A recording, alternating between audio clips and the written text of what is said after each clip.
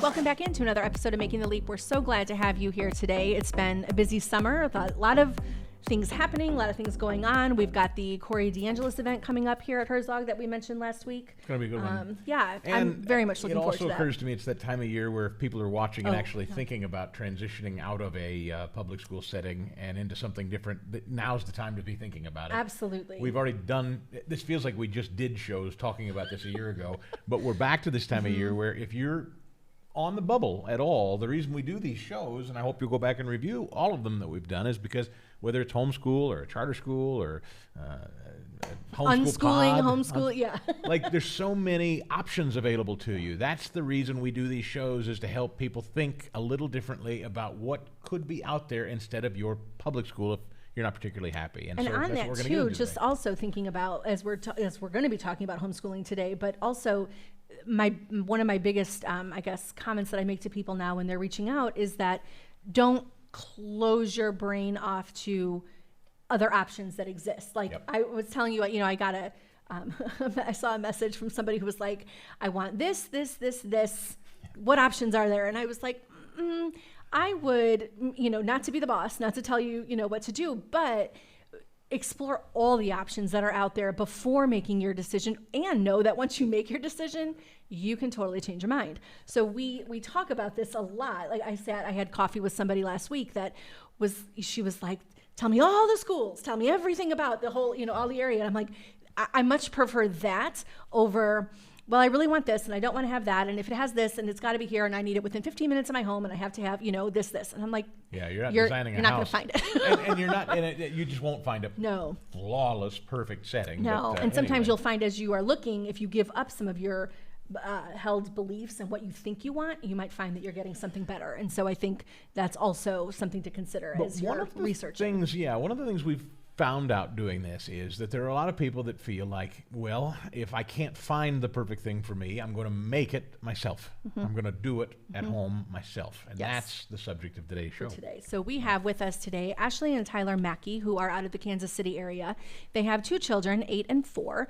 And I came across her name, was very interested in what she was saying. I know Tyler, by the way. And that's right, yes. Little inside. I've known him since our days at Northwest Missouri State. Yes. Go Bearcats. Go Bearcats, right? Welcome, guys, first of all. So glad to have you with us. Thank you so much. Haven't met Ashley before, so it's good to have you here. And I really was excited to come across someone that is speaking of homeschooling, speaking of God's plan, and not necessarily, from what I understand, I'm excited to kind of hear the backstory. It wasn't, a lot of the homeschoolers we've come across fall into 2 camps. They're either like all in, they were homeschooled and their parents were homeschooled and they're going to continue homeschooling, or they were like, COVID changed us and out the door. And you kind of it wasn't really COVID per se that had you along this path. So we're just kind of curious if you can tell us a little bit about kind of where you were coming from when you decided to move and explore, I guess, the idea of homeschooling. Well, it was truly a mostly foreign idea for both of us. It was never in the plan. It was never anything that we would have seen coming. My heart started to change a little bit as we had actually enrolled our 5-year-old in kindergarten. Okay. And there was this reality of sending my baby out for more hours that I felt away from me than with me, having been a stay-at-home mom with her. Okay. And so my heart had started to change when we were starting the same path for at the time, our 18-month-old, who was going to go to, a couple mornings a week. Right. And something just changed. I just want to dive into the setting. Yeah, I was going to ask. Okay, sorry. You're in what kind? We do this all the time. It's okay. Your school district, or the setting that you would have put your child into, is how big? Or well, and that's an interesting point as well, because we moved to the area that we moved to for the school district. Oh, really? We are in the Liberty School District, and it's one of the best that's in the state, and all of our our neighbors, everybody just raves and loves the school. It was a heart issue for me, and it was a God thing for me. but we did not know any homeschoolers. Did we you- didn't know what we were doing. So that was probably what I was going to ask. When you went through school, did you go through public education all the I way did. through like K-12? I Okay. did. So that was your background as well. Okay. Yes, we were both public Okay. school kids. Okay. And Yeah, us too. Right. So in no way does this, I never want any of these questions to sound accusatory or condemning. No. It's just because I'm trying to get into the sense of what your mindset is. You said you started to feel a tug at the heart. Is that because of your spiritual life, or you had misgivings about what public school was doing, or both? at the time, I was not aware of what was going on in the schools. I think that's Then- that's really just a key, like that's an interesting point, right? Because I think that is pretty exemplary of a lot of the people that we've talked to, is just not in a put blame on anybody way, but just No. why would you? You've You got had a two little gut feeling kids, you're before busy. You knew anything. It was a seed that the Lord had placed in me. Okay. And in my heart. Okay. Now, this is where I understand the story gets interesting. When did you tell him? Because from what I'm given to understand, Tyler, you were not anywhere near where she was in thought at the time. When she brought it up to me, it was a hard no. Is that right? It was Okay. a hard no. I'm not budging on this. What'd she Okay. say? She said, I think it might be a good idea to homeschool our daughter. And I go, I immediately went back to my childhood, and there were kids that would enroll in public school that were homeschooled, and they were always extremely sheltered. Yes. They came from really, really religious backgrounds, and they didn't quite fit into the school. And I think it was just more of a shelter issue, more of a didn't know how to make friends. I wasn't aware how much homeschool had changed and what's available for those kids now versus 35 years ago. Okay. Okay. So I think my comment or quote at the time was, no, we're not having weird kids. I was just gonna say you're gonna go with the weirdos. Yeah. No, it's fantastic. And you're okay. So your heart is telling you we got to do it. He says hard no. So what does that discussion look like as it evolves? Well, at You that won, point I it was guess. okay. Clearly I I mean, lost. ultimately I won. Well, you didn't really And- lose, and did his- you? Like no. it's really better. True. And it wasn't, I mean, if he was truly against it, we would have at some point found our Right. way. Right. You had to But make the sale, obviously, a little bit. You had to talk it up, I mean, or no? it was She so has a way of planting a organic. seed and then just letting it be. And then she'll sprinkle it with a little bit of water, a little sunshine on it. And then she'll just let it be. And then she'll go in for the kill. So what kind of research were you doing in the middle of all this? At least I assume you were doing some. Like I know I've looked at homeschooling probably 3 to 4 times over the last 15 years. And I'm diving in and then I get overwhelmed. I'm like, we're going to see what's going to happen. And then I dive in and I'm like, no, not for me. So what was your system and process, knowing, Tyler was maybe in a different place, but knowing you still, The watering, as he right? put it. Like Yeah. what was happening? The watering. Well, for me, we were in a really fortunate position. The timing, I mean, being that COVID was occurring, this had happened in my heart, then COVID happened. And so the decision ultimately was a very organic one for the both of us. So it wasn't something that, I wasn't a hard sell. It was, I'm not okay with sending our daughter into a mask situation For kindergarten. for kindergarten. Right. I wasn't okay with not being allowed in the schools. I wasn't okay with it if she were to possibly maybe have an exposure, the back and forth. I wanted a stability for our kids. Okay. So those things really drove the decision once we got to the point of actually putting her in kindergarten. But we were in that fortunate position that, if it went terribly, we didn't lose anything. Yeah. And then once we were in it and it went so well, and it was I started looking into the educational, just the foundations, the development, child development, the mind development, learning all of those things. It began to be more of a child-centered decision. And so it just kind of, it grew from there. I mean, as far as the educational part of it, I just started looking. I mean, I'm a I mean, if I want something, I'm going to go after it, which was much of how, Right. how we're here. When did you both, either one of you, when you decided to do this, did you share it with other people? Because I find it's at this pivotal point where you start to discuss doing this, you'll start to get outside influence. Parents, other family, friends go, "You're doing what now?" I was Do you really get that? I was really surprised. My parents were supportive.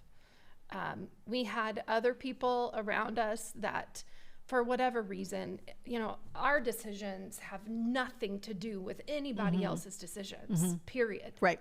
We're doing what's best for our family, what happens within our home. We've got a sign above our sink that says, the most important work that you will ever do is within the walls of your home. Right. And that has just kind of grown from, when we were early married. But people feel judged when you start making different decisions and then speaking out about them. They've come around to that. So in other words, they were maybe taking it a little bit personally, like your decision for your kids, maybe they started not by design from you, but just they're starting to feel a little like, well, what's wrong with it? Because that's what I do with my kids or my job or whatever. And I think whenever I started being vocal, and I had never been vocal, and I mean, though always opinionated, I've not always shared them openly. So once the world came, blowing up in my face and everything, my heart, my mind, everything was different. The direction that I felt like that our kids needed to go in was different. And I started speaking about that to, just to share that about myself and about what we're doing and about my heart and maybe inspire other people. Okay. And I think that when you hit a trigger on, the things that you say, or you hit a nerve, that's something that, that's their problem. That's not my problem. So we've come around. Yeah. Tyler, have you become an advocate? I mean, are you now from no, I can't see this, to now I would gladly tell people this was a good decision? Are you there yet? Oh, 100%. You are? 100%. My wife does an amazing job. Yeah. I mean, the amount of research that she puts in, the amount of care, like she'll notice interest in our kids. They've developed an interest in something, and then she'll find curriculum that fits that interest. That way, school is a fun thing for them. They're excited about learning about it. I mean, the amount of books my daughter reads is just unbelievable. I mean, she's probably read more books than me at this point. Which is, that will forever be one of my greatest accomplishments. I mean, I had always been of the idea that somebody that knew what they were doing needed to be teaching our kids how to read, how to write, how to do all of those things. But it's such a natural process. All you have to do is be there and learn right alongside of them. And so it's so much easier than what I ever would have dreamt that it would be. But to teach our daughter to read will forever be one of my greatest accomplishments. Right, because you don't It's get cool. to do like if you have your kids elsewhere, right? You don't get that opportunity to do. And I like what you said too. Like the average everyday ordinary person can do this. One of my favorite interviews that we had was with a woman named Tanya Wiley, and she was here talking about homeschooling back in December. And I said, all right, so like when we're talking about high school kids and like trying to teach them algebra, and she just looked at me and she said, well, my response is always, can you read? Because if you can read, you can in turn learn and then teach again. And I was like, I gotcha. Like that was kind of in my place, but brain like a light bulb on for everybody. Have you converted anybody to your way of thinking? Has anybody heard your story and thought, we're going to look at it now? Try. Or not quite yet. Or maybe sown a seed? Yes, I have. And I think that there's probably a lot of seeds that are out there, because she gets calls all the time from people that are considering it and maybe kind of at that research phase of making that leap. She's always having new conversations with people. She's always talking to new people. We've got neighbors that have inquired about it. So I think that there's a lot of conversions in the making out there. What's the misgiving? What are you hearing holds people back?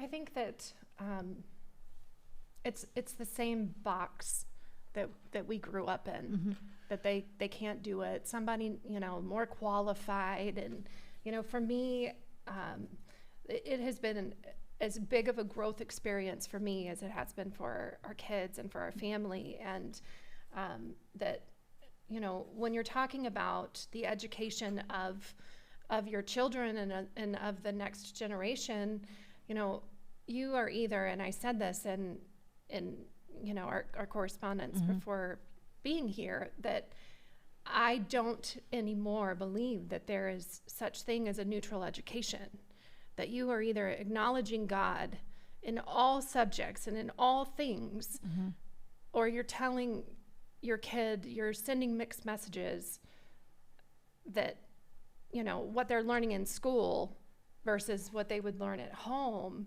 It's confusing. So, and it's a lot to undo. He and I talk about this all the time. There's having our daughter she's in a private Christian school, but she's come home with things where I'm like, well, that very much totally contradicts everything that I grew up knowing. I know I don't really believe it now, but I gotta peel it back and figure this out now. That's different. Learning alongside our kids is cool. The conversations that occur from the things that we're both learning together.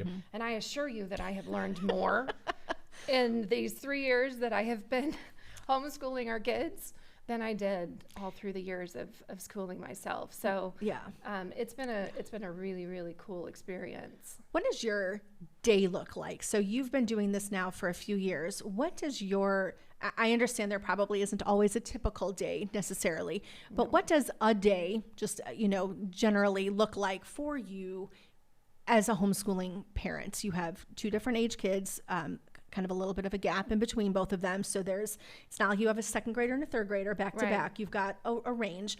What does that look like in your home? Could I even jump in and ask from Dad's perspective? I assume you work outside the home, Tyler, so walk us through literally an average school day. You're getting up, you're getting in the car driving to work?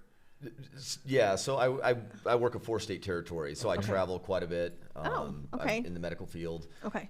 So I am not as supportive with the homeschooling as I would like to be. I'm not as involved in it as I'd like to be. Just because of your presence, you're not able to be present. Yes. In essence. Okay. I'm not, there's days where I'm available, but there's a lot of days where I'm not. And there's some days where I think I'm going to be available and all of a sudden I get called away. Right. Okay. So he's jumped in and done a math lesson or something.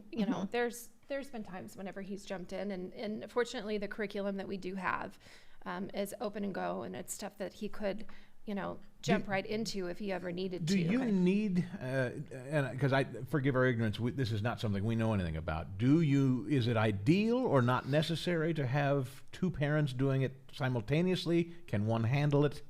What's ideal, or is there an ideal? I mean, that's one of the greatest things about tailoring education for your family is that every family is going to look different. Every age group, the ages of the children are going to look different. The learning styles of the children are going to look different, which was another one of my reasons to continue this, is because the tailoring part of it. So what is that, when you use that word, I mean, I know what that means, but what does that then look like for you? If you're working on something at home, you're teaching one that's 6, one, is not, you're not really teaching your little one, but they're absorbing and they're learning and they're coming alongside, right? Yeah. Really so what quick with all of that. What does that look like? Especially, if Tyler's on, he's gone, he's not available. What are you doing? Morning to night. Every day is we have a basic structure, but every day and every season looks different. And so you kind of have to. She has the patience of a saint as well. Believe it or not, 8-year-old girls are not always the most emotionally sound individuals on the face of the earth. We're familiar. And sometimes I also take the perspective that, we always get through our curriculum. And I do think that all of those things are vitally important, of course, but we're not on anybody else's time frame. And that her heart and educating the mind, body, and soul of her and her person, her human needs are just as important. And what I wouldn't have been able to have done had she been in the degree, had she been apart from me. But every day is different, to answer your question. I am now on a little bit more of a fitness journey, and so I wake up every day. Okay. And leave the house before dawn. Okay. And he is up with the kids first thing in the morning. Okay. And he is who does breakfast. And then Okay. I come home and, dependent upon, where their heads and hearts are for the day, we know what it is that we have to get accomplished. How that gets accomplished looks different day to day. So it might be that, we have to do it in this window in the morning because the afternoon we're going out to meet some friends. We have, a field trip, or we've got a play date, or, whatever it is that we've got going on, or maybe that looks different, it's flip-flopped. So as long as we have accomplished whatever it is that we have set out to do, Is there a every day large is different. pool of people that you mentioned play dates and other activities, and we've talked with homeschool pod folks who've cobbled their resources together, or they do outdoor activities, the wild and free, Right. That your sister does. And we have at our church, we have like a discovery program where it brings in so many different kids So into the school, into the church. Yeah, my neighboring question is back to that. They'll be weirdos. How do you socialize kids so they're not weirdos? well, I think that And I say weirdos. I say that I lovingly. know, I know. So I hate it a jokingly, lot. right. I mean, right. that's the whole, stigma about homeschool is that they're going to be unsocialized, and, I could have something to do every day of the week with somebody and somebody else's children if I wanted to. I don't, and Okay. neither do our kids. Okay. And so if they felt as though they needed something more or different, then we would adjust. Which makes sense because as they get older, there might be, There right? There might might be. be changes and So- things that come up. Yeah. We have, and I did have to I dated different, mom groups and homeschool co-ops, and you have to find who you mesh with. Sure. And I was fortunate to be able to find some really great people that. Are there a lot? Talk about Yes. how you found them. Yes, because this there is are a something. lot. If people like you decide, let's dive in, let's do it.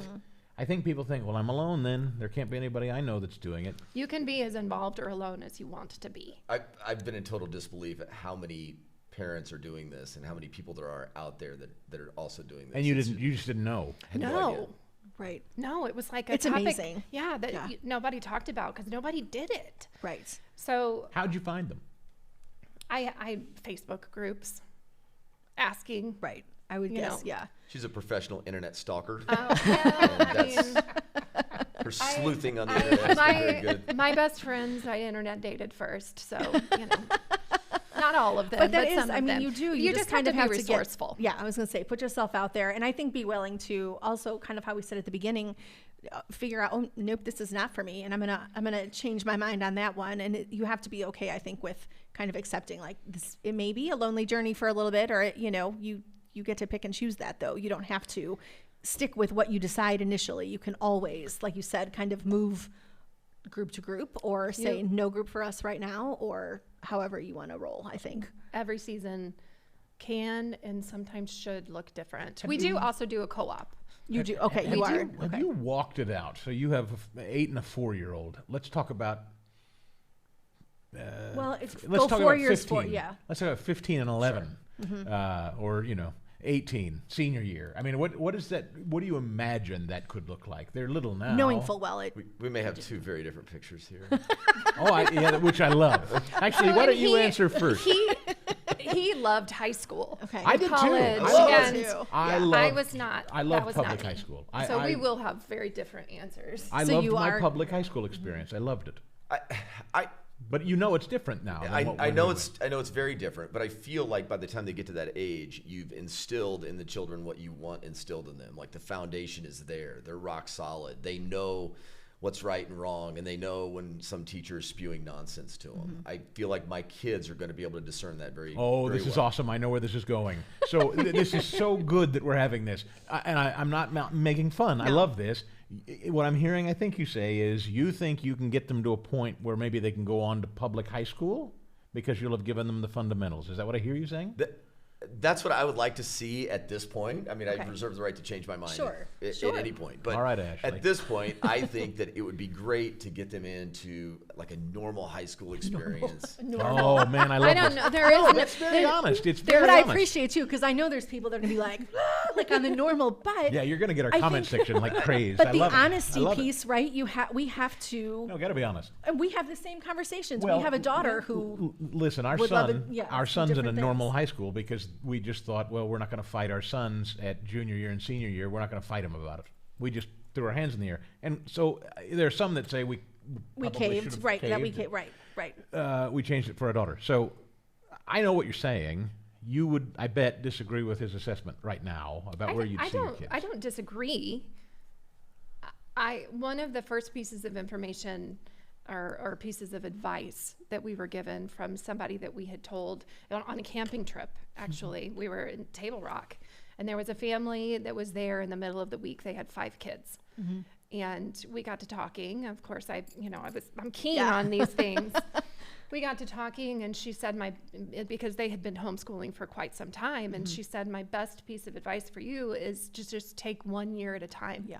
And always be open to change, because your minds can change, your heart can change, the world could change, like everything. You have to be flexible.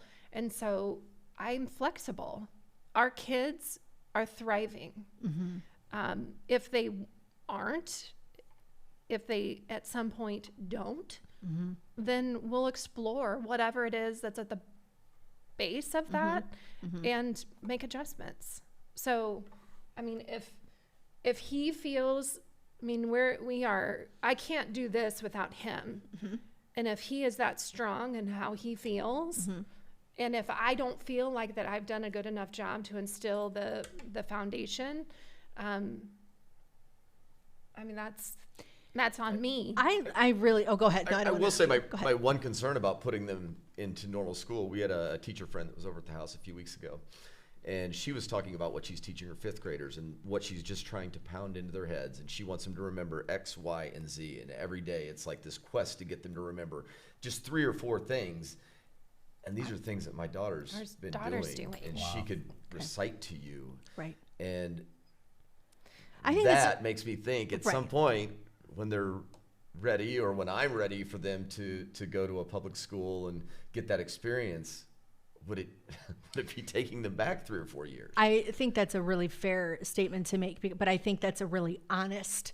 It's a really honest admission, because one thing we are coming into a lot are hardcore, whoever it is, right?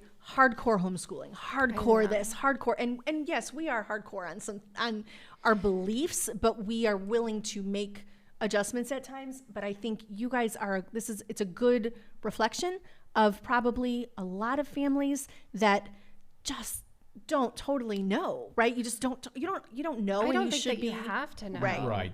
You know, you don't. You That's have what to I want have people some to kind of an hear. idea, but you know, I mean, I was just talking to our daughter the other day about, you know, what do you think in 5 years? Like, you know, having those kinds of conversations, and so much can change. See, I envy you though, because you guys made a decision with your kids at a very Yes. young age, whereas a lot of people are staring down the barrel of they've been halfway through public and now they really desperately Right. want to make a change, and they're thinking, oh man, this is going to be like pulling teeth to get my kids to do this. And in some cases it is, and our daughter has experienced being around some kids whose parents have taken them out of public school, and the kids almost feel like they've been thrown in prison going to a Christian school, you know.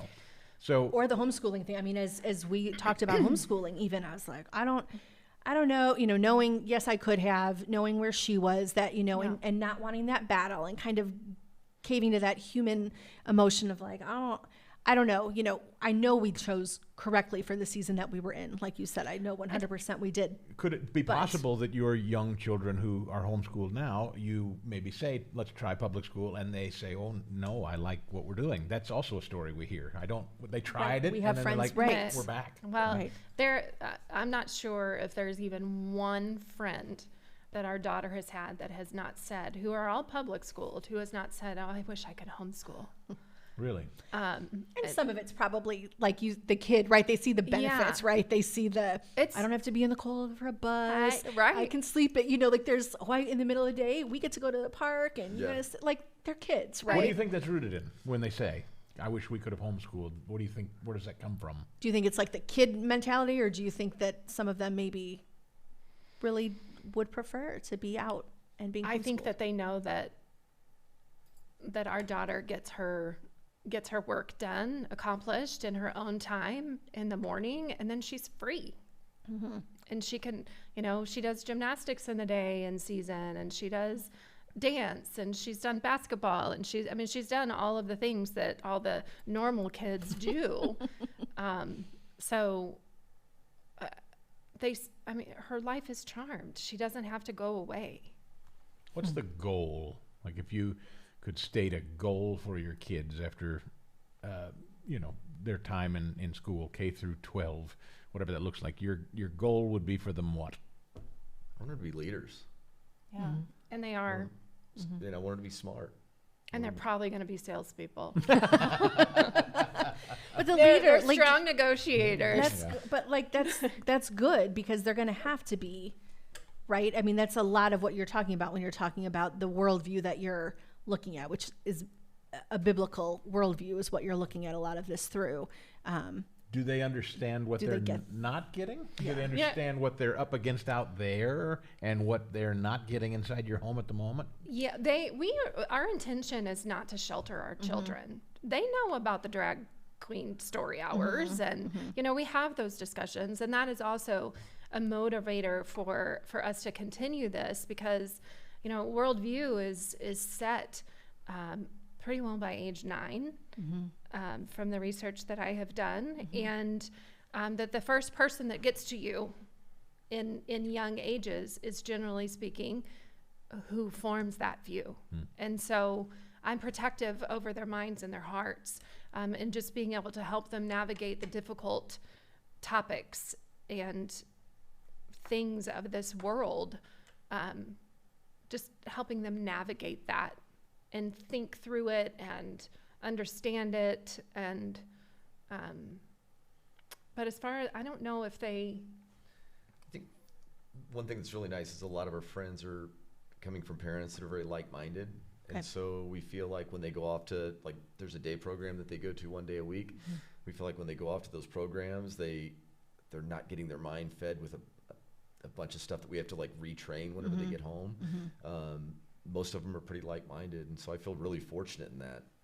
We've gotten to become friends with a lot of these parents and a lot of these other kids, and they're great people, and they were just in the same place that we were. Which is amazing. I think that's always a benefit, right? To know that, I think just God puts us in the places we need to be to find the people that we didn't even know we needed in the first place, right? To kind of come alongside that. What, if you don't mind my asking, what role, if any, does church play for you in terms of any of the school, any of the education, any of your connections with people? Is there any at all, or do you find that to be very necessary? I know you biblically, like I know you're looking at things from a biblical worldview. Is that just from you, or is there any kind of partnership or any kind of church involvement or any kind of? They do go to a 1 day a week Christian co-op. Okay. But other than that, we have church hopped. Okay. I have my own feelings about churches. Okay. As a whole. I wasn't sure because you had not mentioned anything, and so I was just curious what that looked like for you. We have been going to a church, but that was also, we talked about that this morning. That was a contributing factor. When our daughter was in preschool, it was through a church, and we were going to the church. We were comfortable there. People were real. Our daughter liked going. It was good for everybody. And then they just shut down. And so I felt like they turned their back on everyone that needed them. And they were doing it all in the name of, well, the government said this is a good idea. Okay. Yeah. We know that story. So, yeah. Very so, well. We have very different views on just pretty well everything. From just even a few years ago. Well, we Right. learned from Lucas Miles, who regularly says, sadly, these days, what you're trying to instill in your kids, you send them to the wrong church or the wrong youth group, and they can unlearn it there too. It's not just public Right. school anymore, right? No, it's not. It's everywhere. Well, that makes sense.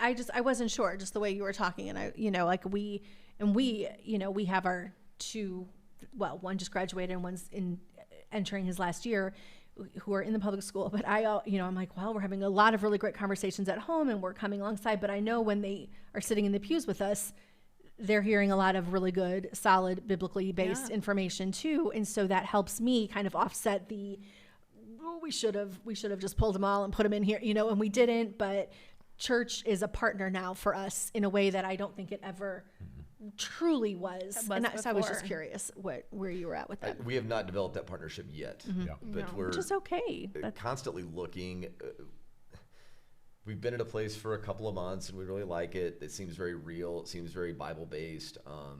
But the lukewarm churches kind of scared us off a little bit. Yeah, Sure. there's a lot of that. I think that's fair. And again, I think that's great to have the conversation because there just isn't a perfect picture I don't for think anybody. that there is a perfect picture for No. anybody. But lukewarm is so important. Yeah. You can't be lukewarm when you're talking about your kids, right? You just can't. Right. And none of us are. I don't think. Most of us shouldn't be. Right. lukewarm Yeah, we anyway. only Right. get one shot at this, so Do you have advice Do it well. for people that are listening in and thinking, oh, maybe, I don't know, I think, like they're kind of half in, half out, I think, I get scared, maybe not, maybe so. Based on the things you've heard other people say, gosh, I wish I could do what you're doing, you'd say to them what? well, I hear more parents with older kids that said, I wish that I would have. And so if that is on somebody's heart and at all or mind, that was there intentionally, and to always, if there is a thought, maybe you should just explore it. Not maybe, just explore it. Just do it. Right. Just to do it. Yeah. I mean, the worst thing that could happen is that it doesn't go well and you have to adjust, just like we've talked about. So, I don't think that anything is going to be perfect. It doesn't have to be. It just needs to be right for your family in the moment. And I don't think, there's that saying that he doesn't call the equipped, he equips the called. And if you lean on that kind of understanding, everything falls into place. It makes it so easy when you're not trying to fight against what isn't right. Yeah. Great stuff. It's awesome. I don't think it makes it easy. She makes it look easy. The It's a amount lot of planning easy- that goes into what she does is unbelievable, and I think that she can sit here and make it seem simple. Yeah.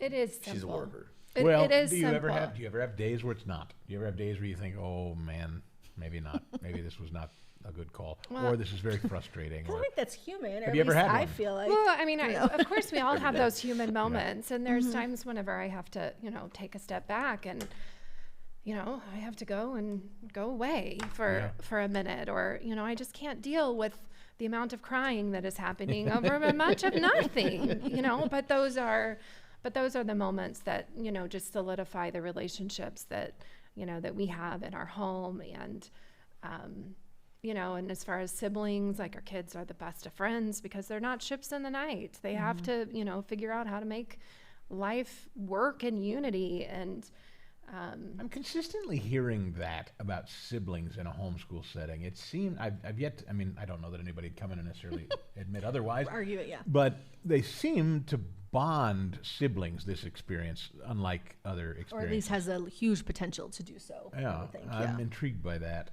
What if do you don't suppose have the drives that? time, Yeah. if you're, going away to school in different classrooms and you're sitting with just your peer group and age group, and then, you go and you do the same thing at night and all you do is just kind of pass each other in the hallways. Like, when do you really have time Yeah. to develop the relationships? And that's just the way of the world for most people and most families at this point. And I just wanted something a little bit different, and it's been such a blessing for for our family. We go to friends' houses and we're in disbelief at how bad their kids fight. Yes. I mean, it's unbelievable because we just don't see it. Our kids absolutely love each other. Now they bicker, they argue, they're kids. Right. Yeah. But we don't see them fighting like what we see our friends' kids fighting. Sure. There's no hate. They're very thoughtful. I mean, they never ever go and do anything, that they don't also consider the other at home. That's If I'm getting a sucker, then Sissy's going to get a sucker. And I mean, it goes both ways. Right. They're just they are partners through this life, but then they have their own things outside of each other. See, I'd love to put this show in a time capsule and open it up in, what is that? I mean, when would your daughter, your oldest, be entering freshman year of high school? Like, I'd love to know if ultimately the end of this story is she goes on to public school or not. And I mean, maybe she'll graduate early and go to college, and she can do that. We've seen and then so there's many stories. obviously there's always that discussion of higher education and what are you up against when you send them into that buzzsaw? But that's another show. Right. But your story is interesting because you're starting young, and we don't Yes. often we're in a space where we're talking about people kind of middle school and. I mean, we do. We see the influx in the middle school and the high school because they've done the public education. They're like, this is not the route for us, and they morph and they have to figure it out, right? And so I Homeschooling in love it. Christian schools for littler kids like yours is exploding. giant. It is. Like a lot of people have figured it out now, and but we older people, With the older kids, like we're I game. I feel a little late to it, Right. And so we kind of got in there under the wire with our daughter. How old is your daughter? She's what is she? 14. She'll be 14, 15. yeah. She keeps informing me. He always has to think. Well, it's like birthdays. I'm like, I don't know which one is which. She's entering her freshman year. Yes, So we she'll got be a her out her sixth End grade year? of sixth grade, beginning of seventh, and we had moved them. Like we moved them 1,000 miles. But I mean, a whole bunch of different just in stuff, time. right? The boys, we just said we cut our losses. We weren't going to fight the boys on it. But our daughter, we really felt like she was at a precipice where if we didn't move now, it was too late. So we moved on our daughter. Probably could have on the boys, maybe, but I don't know. But I envy 4 and 8, and that you've decided now. What I'm so deeply interested in is what it looks like to you guys in 7, 8 years. So when we're still doing this is a good note for Herzog. When Yeah. we're still here, 5 years from now, we're going to have the Mackeys back. We're going to be like, so give us give us the outlook. Tell us what We it hit the is. teen years, and I couldn't deal anymore. I could absolutely see that happen. Yeah. 100%. We'll be flexible in whatever it is that looks like year to year. Well, thanks for your honesty, really. This has probably been, I would say, the most honest conversation Yes. we've had. Yes. About trying to decide how to get there and what that looks like, and not having all the answers about what every day in the future looks like, either just kind of being here and in the now and doing it today. We very much appreciate That's your awesome. time today. Thank you for having us out. We Thank you appreciate so it. much. Absolutely. If Love you you would, if you'd like to know more about this subject or any other, the Herzog Foundation is a tremendous resource. And in the show notes of today's show, we have links to not only all our shows and our social media, right? We do, right. The YouTube channel is in there. You can go ahead and just access that information there and get what you need. Yeah, and don't forget the Friday, July 21st, the Corey DeAngelis event. If you have not RSVP'd, hope that you will. We'd love to see you there. And we'll see you next time on Making the Leap. Awesome.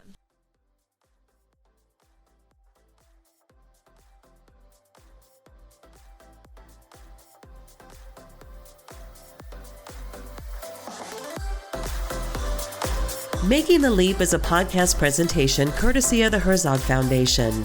Please rate and comment on the show, as well as subscribe so you never miss an episode. And we'll see you next time on Making the Leap.